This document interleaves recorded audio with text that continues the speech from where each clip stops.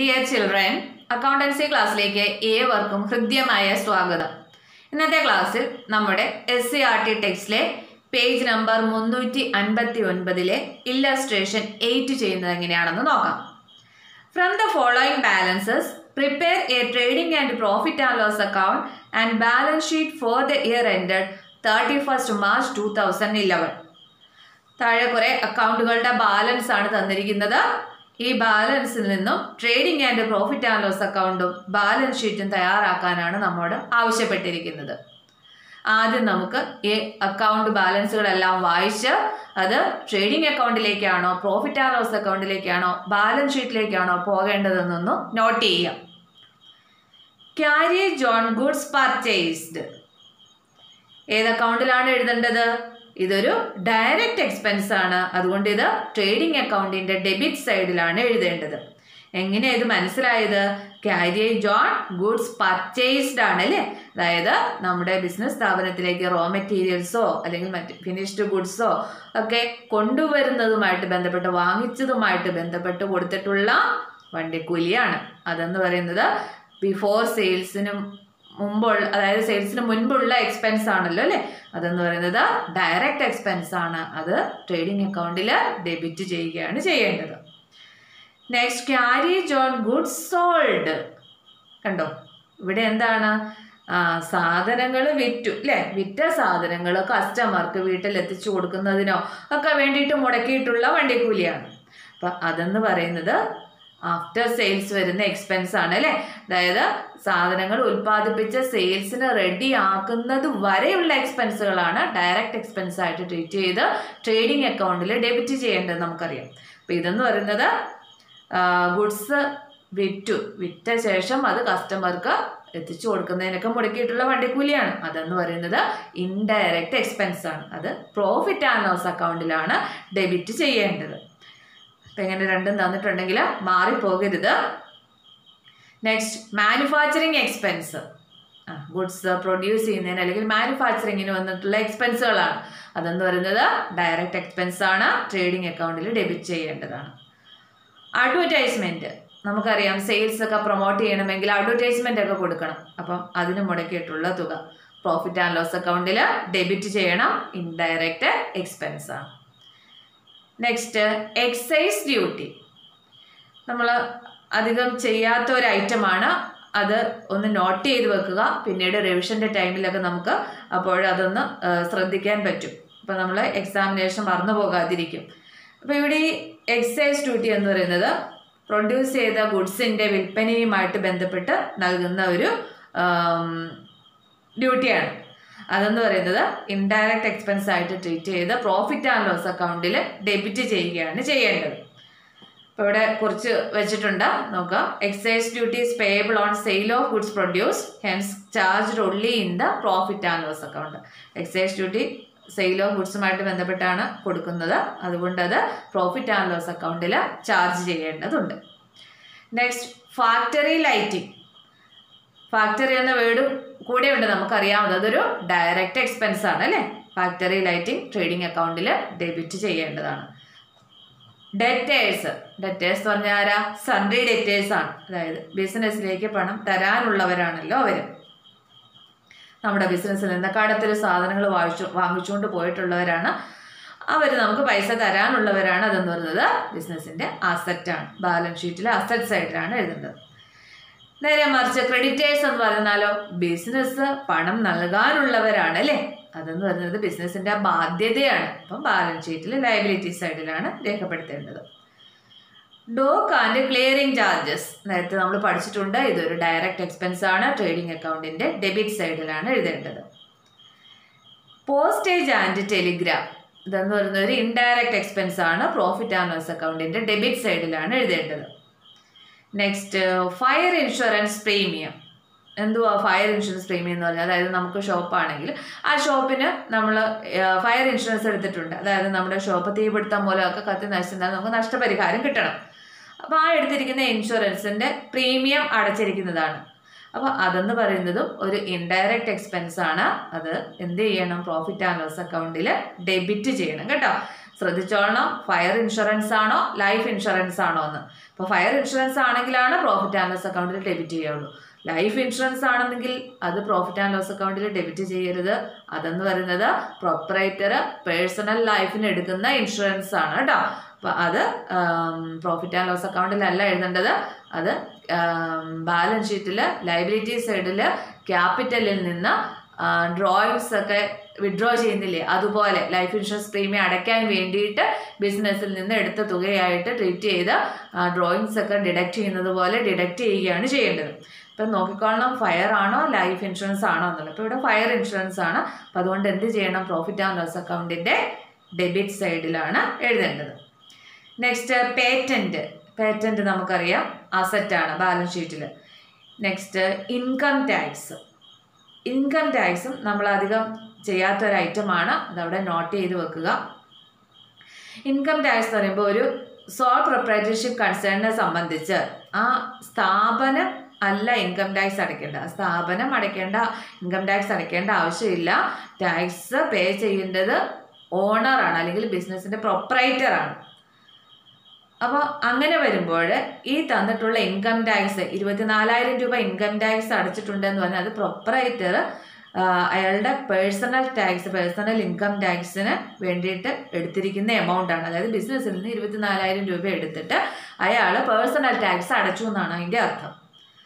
അപ്പോൾ ഇത് നമ്മൾ കാണിക്കേണ്ടത് ബാലൻസ് ഷീറ്റിൽ ലയബിലിറ്റി സൈഡിൽ ഓണർ വിഡ്രോ ചെയ്യില്ലേ എമൗണ്ട്, അതുപോലെ ഈ ഇൻകം ടാക്സ് അടയ്ക്കുന്നതിന് വേണ്ടിയിട്ടും നമ്മൾ വിഡ്രോ ചെയ്തതുപോലെ തന്നെ ട്രീറ്റ് ചെയ്യണം. അപ്പം ക്യാപിറ്റലിൽ നിന്ന് നെറ്റ് പ്രോഫിറ്റ് ഉണ്ടെങ്കിൽ അത് ആഡ് ചെയ്യണം, ഡ്രോയിങ്സ് ഉണ്ടെങ്കിൽ അത് കുറയ്ക്കണം. അതും കഴിഞ്ഞ് ഈ ഇൻകം ടാക്സിൻ്റെ എമൗണ്ടും കൂടി ഡിഡക്റ്റ് ചെയ്തിട്ടുള്ള എമൗണ്ട് വേണം പിന്നെ നമ്മൾ ക്യാപിറ്റൽ അക്കൗണ്ടിൽ കാണിക്കാനായിട്ട്. അപ്പോൾ അങ്ങനെ വേണം ചെയ്യാനായിട്ട്. അപ്പോൾ അതിവിടെ നോട്ട് ചെയ്തിട്ടുണ്ട്. A sole proprietorship concern does not have pay income tax. Income tax has to be paid by the proprietor. അപ്പോൾ സോൾ ട്രേഡിംഗ് കൺസേണിന് ഇൻകം ടാക്സ് അടയ്ക്കേണ്ട ആവശ്യമില്ല, ആ ടാക്സ് അടയ്ക്കേണ്ടത് പ്രൊപ്പറേറ്ററാണ്. Hence the given income tax is the amount withdrawn by the proprietor for paying his personal tax. അതുകൊണ്ട് ഈ തന്നിട്ടുള്ള ഇൻകം ടാക്സ് എന്ന് പറയുന്നത് ആ ബിസിനസ്സിൻ്റെ ഉടമ അയാളുടെ പേഴ്സണൽ ടാക്സ് അടയ്ക്കാനായിട്ട് വിഡ്രോ ചെയ്ത എമൗണ്ട് ആയിട്ട് ട്രീറ്റ് ചെയ്യണം. അപ്പം അതുകൊണ്ട് ഇത് എന്തായിട്ട് തന്നെ നമുക്ക് കാണാം, hence it is his drawings. അതുകൊണ്ട് ഇതെന്ന് പറയുന്ന അയാളുടെ ഡ്രോയിങ്സ് ആയിട്ട് തന്നെ ട്രീറ്റ് ചെയ്യണം. അപ്പം അതായത് ഡ്രോയിങ്സ് ചെയ്യുന്നത് പോലെ തന്നെ നമ്മൾ ക്യാപിറ്റലിൽ നിന്ന് ഡിഡക്റ്റ് ചെയ്ത് കാണിക്കണം. അപ്പം ക്ലിയർ? Next office expense. നമുക്കറിയാം ഓഫീസ് എക്സ്പെൻസുകളെല്ലാം ഇൻഡയറക്റ്റ് എക്സ്പെൻസ് ആണ്, അത് പ്രോഫിറ്റ് ആൻഡ് ലോസ് അക്കൗണ്ടിൽ ഡെബിറ്റ് ചെയ്യണം. Next cash in hand asset ആണ്. ബാങ്ക് ഓവർ ഡ്രാഫ്റ്റ്, അതായത് നമ്മുടെ അക്കൗണ്ടിൽ കൂടുതൽ നമ്മൾ വിഡ്രോ ചെയ്ത് വെച്ചിരിക്കുകയാണ് അല്ലേ, അതെന്ന് പറയുന്നത് ബിസിനസ്സിനെ സംബന്ധിച്ച് ലയബിലിറ്റിയാണ്, ബാലൻസ് ഷീറ്റിലെ ലയബിലിറ്റി സൈഡിലാണ്. മോട്ടോർ കാർ അസറ്റാണ്, അറിയാം. ഡ്രോയിങ്സ് എന്താ ചെയ്യേണ്ടത്, നമ്മളെ ക്യാപിറ്റലിൽ നിന്ന് ഡിഡക്റ്റ് നെറ്റ് പ്രോഫിറ്റ് ആഡ് ചെയ്തിട്ട് അതിൽ നിന്ന് ഡിഡക്റ്റ് ചെയ്യുകയാണല്ലോ ചെയ്യേണ്ടത്. അപ്പോൾ ബാലൻസ് ഷീറ്റിൻ്റെ ലയബിലിറ്റി സൈഡിലാണ് നമ്മളത് ട്രീറ്റ് ചെയ്യുന്നത്. Next audit fees. Audit fees എന്ന് പറഞ്ഞാൽ അതെന്താണ്, അതൊരു നമ്മുടെ കണക്കൊക്കെ ഓഡിറ്റ് ചെയ്യുന്നതിനോടനുബന്ധിച്ച് കൊടുത്തിട്ടുള്ള ഫീസാണ്. അതെന്ന് പറയുന്നത് ഒരു ഇൻഡയറക്റ്റ് എക്സ്പെൻസ് ആണ്, പ്രോഫിറ്റ് ആൻഡ് ലോസ് അക്കൗണ്ടിൽ ഡെബിറ്റ് ചെയ്യേണ്ടതാണ് കേട്ടോ. നമ്മളധികം കേൾക്കാത്ത ഐറ്റംസ് ഒക്കെ ഒന്ന് നോട്ട് ചെയ്ത് വെക്കുക കേട്ടോ. പ്ലാന്റ് നമുക്കറിയാം അസറ്റാണ് ബാലൻസ് ഷീറ്റിൽ. റിപ്പയേഴ്സ് ടു പ്ലാന്റ്, ആ പ്ലാന്റിന് ചെറിയ തോതിലുള്ള റിപ്പയറുകൾ നടത്തിയത്, അതായത് അതിനെ വർക്കിംഗ് കണ്ടീഷനിൽ മെയിൻറ്റെയിൻ ചെയ്യുന്നതിന് വേണ്ടിയിട്ട് നടത്തിയിട്ടുള്ള റിപ്പയറാണ്, അതെന്ന് പറയുന്നത് സ്മോൾ റിപ്പയർ ആണ്. അപ്പോൾ അത് പ്രോഫിറ്റ് ആൻഡ് ലോസ് അക്കൗണ്ടിൽ എക്സ്പെൻസ് ആയിട്ട് ഡെബിറ്റ് സൈഡിൽ കാണിക്കേണ്ടതാണ്. Next stock at the end. കണ്ടോ, ഇത് എന്ത് സ്റ്റോക്കാണ്, ക്ലോസിംഗ് സ്റ്റോക്കാണ് അല്ലേ. നോക്കിക്കേ, ഇവിടെ ക്ലോസിംഗ് സ്റ്റോക്ക് അക്കൗണ്ട് ബാലൻസ് ആയിട്ട് തന്നിരിക്കുകയാണ്. സാധാരണ നമ്മൾ ഇതുവരെ ചെയ്തതിലെല്ലാം ക്ലോസിംഗ് സ്റ്റോക്ക് ട്രയൽ ബാലൻസിൻ്റെ താഴെ അഡീഷണൽ ഇൻഫോർമേഷൻ അല്ലെങ്കിൽ അഡ്ജസ്റ്റ്മെൻ്റ് ആയിട്ട് തരികയായിരുന്നു ചെയ്തിരുന്നത്. എന്നാൽ ഈ ഒരു ചോദ്യത്തിനകത്ത് അക്കൗണ്ട് ബാലൻസ് ആയിട്ടാണ് തന്നിരിക്കുന്നത്. അപ്പോൾ ഇത്തരത്തിൽ അക്കൗണ്ട് ബാലൻസ് ആയിട്ടോ അല്ലെങ്കിൽ ട്രയൽ ബാലൻസിൻ്റെ ഉള്ളിലാണ് ക്ലോസിംഗ് സ്റ്റോക്ക് തന്നിരിക്കുന്നതെങ്കിൽ അത് ഒരു സ്ഥലത്ത് മാത്രമേ എഴുതാവുള്ളൂ.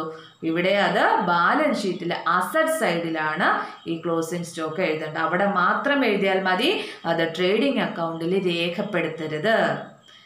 കാരണം ഇങ്ങനെ ക്ലോസിംഗ് സ്റ്റോക്ക് ട്രയൽ ബാലൻസിന്റെ ഉള്ളിൽ തരുമ്പോൾ അതിൻ്റെ അർത്ഥം ആ ട്രയൽ ബാലൻസ് തന്നിരിക്കുന്ന പർച്ചേസിന്റെ എമൗണ്ട് എന്ന് പറയുന്നത് അഡ്ജസ്റ്റഡ് പർച്ചേസ് ആണ്. അതായത് ഈ അഡ്ജസ്റ്റഡ് പർച്ചേസ് എന്ന് പറഞ്ഞാൽ എന്താ, ഈ ക്ലോസിംഗ് സ്റ്റോക്ക് കുറച്ചിട്ടൊക്കെ ഉള്ള പർച്ചേസ് ആണ് ഇവിടെ തന്നിരിക്കുന്നത്.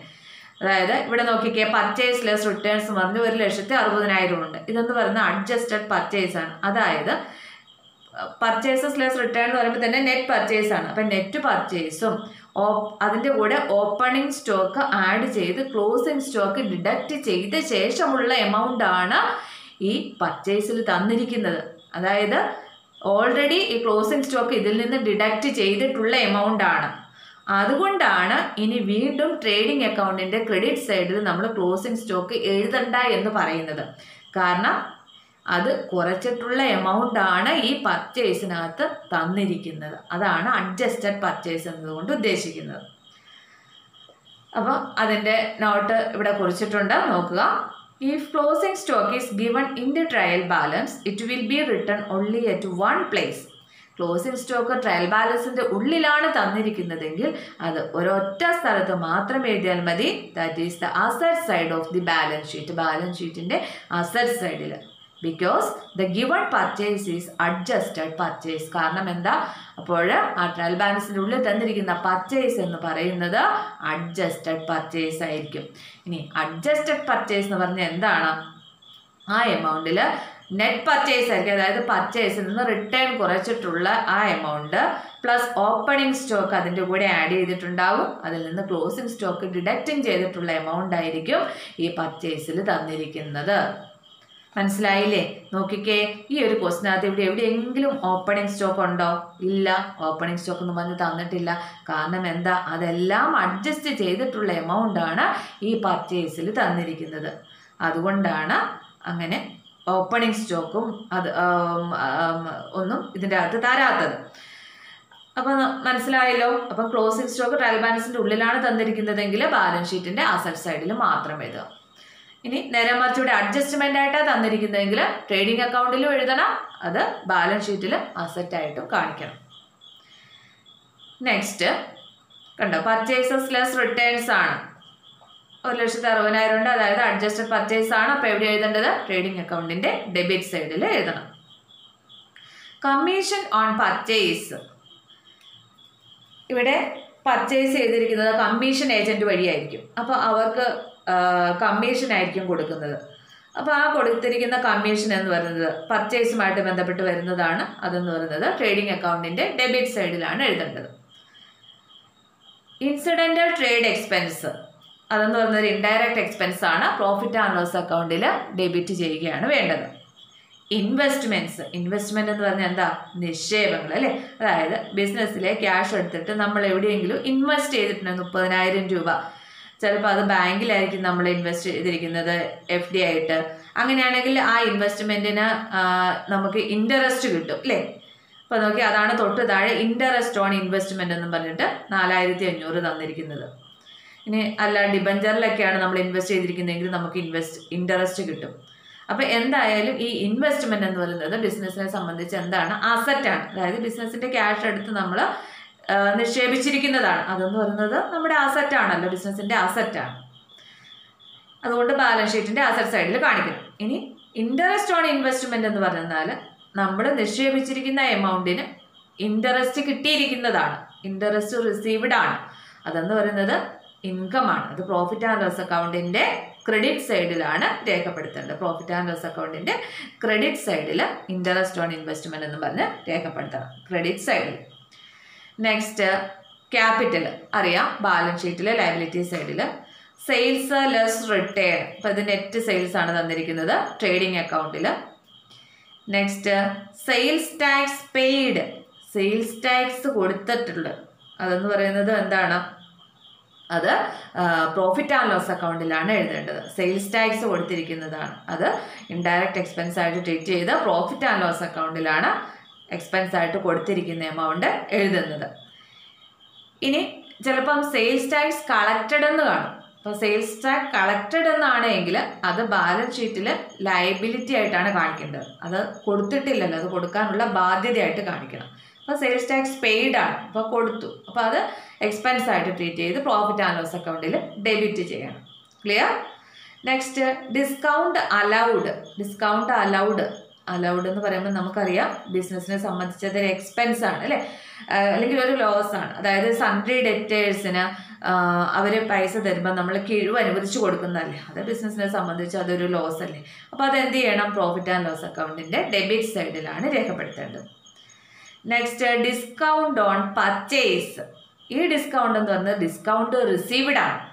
അതായത് നമ്മൾ സൺട്രി ക്രെഡിറ്റേഴ്സിൻ്റെ കയ്യിൽ നിന്നൊക്കെ നമ്മൾ സാധനങ്ങൾ വാങ്ങിച്ചിട്ടുണ്ടാവുമല്ലോ, അപ്പോൾ അവർ കുറച്ച് എമൗണ്ട് കിഴിവ് തരുന്നതാണ്. അതെന്ന് പറയുന്നത് ഡിസ്കൗണ്ട് റിസീവ്ഡ് ആണ്, പ്രോഫിറ്റ് ആൻഡ് ലോസ് അക്കൗണ്ടിൽ ക്രെഡിറ്റ് ചെയ്യേണ്ട ഐറ്റമാണ് കേട്ടോ. ഡിസ്കൗണ്ട് ഓൺ പർച്ചേസ് എന്ന് പറഞ്ഞാൽ ഡിസ്കൗണ്ട് റിസീവ്ഡ് തന്നെയാണ്. ഇപ്പം നമ്മൾ ഓരോ ഐറ്റവും വായിച്ചു അത് എങ്ങോട്ടേക്കാണ് എഴുതേണ്ടതെന്നൊക്കെ മനസ്സിലായി. ഇനി ആദ്യം ട്രേഡിംഗ് ആൻഡ് ഹെഡിങ് കൊടുക്കുക. Trading and profit and loss account for the year ended March 31, 2011. എല്ലാ ഡെബിറ്റ് സൈഡിലെ എല്ലാ എക്സ്പെൻസസും ലോസസും, ക്രെഡിറ്റ് സൈഡിലെ എല്ലാ ഇൻകംസും ഗെയിൻസും. ആദ്യം ട്രേഡിംഗ് അക്കൗണ്ടിൽ വരുന്ന ഐറ്റംസ് എല്ലാം എഴുതുക. ഇവിടെ ഇപ്പോൾ സെയിൽസ് ലെസ് റിട്ടേൺസ് അത്രയും മാത്രമേ ഉള്ളൂ. ക്ലോസിംഗ് സ്റ്റോക്ക് വരുന്നില്ല, കാരണം ക്ലോസിംഗ് സ്റ്റോക്ക് ഇവിടെ തന്നിരിക്കുന്നത് ട്രയൽ ബാലൻസിൻ്റെ ഉള്ളിലാണ്. അതായത് ക്ലോസിംഗ് സ്റ്റോക്കൊക്കെ ഈ പർച്ചേസിനകത്ത് അഡ്ജസ്റ്റ് ചെയ്ത ശേഷമുള്ള എമൗണ്ട് ആണ്. അതുകൊണ്ട് അത് നമ്മൾ വീണ്ടും ഇവിടെ ക്ലോസിംഗ് സ്റ്റോക്ക് എന്ന് പറഞ്ഞ് കാണിക്കുന്നില്ല. ക്ലോസിംഗ് സ്റ്റോക്ക് കുറച്ചിട്ടുള്ള എമൗണ്ട് ആണ് ഇവിടെ തന്നിരിക്കുന്നത്. കണ്ടോ, ഇവിടെ ഓപ്പണിംഗ് സ്റ്റോക്കും ഇല്ല, കാരണം ഓപ്പണിംഗ് സ്റ്റോക്ക് പർച്ചേസിൻ്റെ കൂടെ ആഡ് ചെയ്തിട്ടുള്ളതാണ്. അപ്പം നെറ്റ് പർച്ചേസ് അതിൻ്റെ കൂടെ ഓപ്പണിംഗ് സ്റ്റോക്ക് ആഡ് ചെയ്ത് അതിൽ നിന്ന് ക്ലോസിംഗ് സ്റ്റോക്ക് ഡിഡക്റ്റ് ചെയ്തിട്ടുള്ള എമൗണ്ട് ആണ് ഈ തന്നിരിക്കുന്നത്. മനസ്സിലായല്ലോ? പിന്നെ കമ്മീഷൻ ഓൺ പർച്ചേസ്, ബാക്കിയുള്ള എല്ലാ ഡയറക്റ്റ് എക്സ്പെൻസുകളും നമ്മൾ ഇപ്പോൾ പറഞ്ഞില്ല, അതെല്ലാം എഴുതിയിരിക്കുന്നു, ടോട്ടൽ ചെയ്തിരിക്കുന്നു. ഇവിടെ ക്രെഡിറ്റ് സൈഡാണ് കൂടുതൽ, അത് തന്നെ ഇങ്ങോട്ടും എഴുതുന്നു. ഇപ്പോൾ റിസൾട്ട് എന്ന് പറഞ്ഞാൽ ഗ്രോസ് പ്രോഫിറ്റ് ആണ്. ആ ഗ്രോസ് പ്രോഫിറ്റിനെ പ്രോഫിറ്റ് ആൻഡ് ലോസ് അക്കൗണ്ടിൻ്റെ ക്രെഡിറ്റ് സൈഡിലേക്ക് ബ്രോഡ് ഡൗൺ ചെയ്തിരിക്കുന്നു. ഇവിടെയുള്ള ഇൻകം എന്ന് പറയുന്നത് ഇൻട്രസ്റ്റ് ഓൺ ഇൻവെസ്റ്റ്മെൻറ്റും ഡിസ്കൗണ്ട് ഓൺ പർച്ചേസുമേ ഉള്ളൂ. പിന്നെ ബാക്കിയെല്ലാ ഇൻഡയറക്റ്റ് എക്സ്പെൻസസും അതുപോലെ തന്നെ ലോസസും പ്രോഫിറ്റ് ആൻഡ് ലോസ് അക്കൗണ്ടിൻ്റെ ഡെബിറ്റ് സൈഡിലേക്ക് എഴുതിയിരിക്കുന്നു. Carriage on sale, advertisement, excise duty, postage and telegram, fire insurance premium, office expense, audit fee, repairs to plan, incidental trading expense, sales tax paid. കണ്ടോ, സെയിൽസ് ടാക്സ് പെയ്ഡ് ആയതുകൊണ്ട് expense ആയിട്ട് treat ചെയ്ത് നമ്മൾ profit and loss account debit ചെയ്തിരിക്കുന്നു. Discount allowed, ഇത്രയുമൊക്കെയാണുള്ളത്. ഇനി total ചെയ്യുന്നു. Credit സൈഡാണ് കൂടുതൽ, അത് തന്നെ ഇങ്ങോട്ടും എഴുതുന്നു. അതിൽ നിന്ന് ഇത്രയും എമൗണ്ടുകൾ ഡിഡക്റ്റ് ചെയ്ത് കഴിയുമ്പോൾ ബാക്കി കിട്ടുന്നത് നെറ്റ് പ്രോഫിറ്റ് ആണ്. ആ നെറ്റ് പ്രോഫിറ്റിനെ ക്യാപിറ്റൽ അക്കൗണ്ടിലേക്ക് ട്രാൻസ്ഫർ ചെയ്യുന്നു. ഇനി ബാലൻസ് ഷീറ്റ് വരയ്ക്കുക. എല്ലാ അസറ്റ്സ് എല്ലാം അസറ്റ് സൈഡിലേക്ക് രേഖപ്പെടുത്തുക. ലയബിലിറ്റീസ് എല്ലാം ലയബിലിറ്റി സൈഡിലേക്കും രേഖപ്പെടുത്തുക.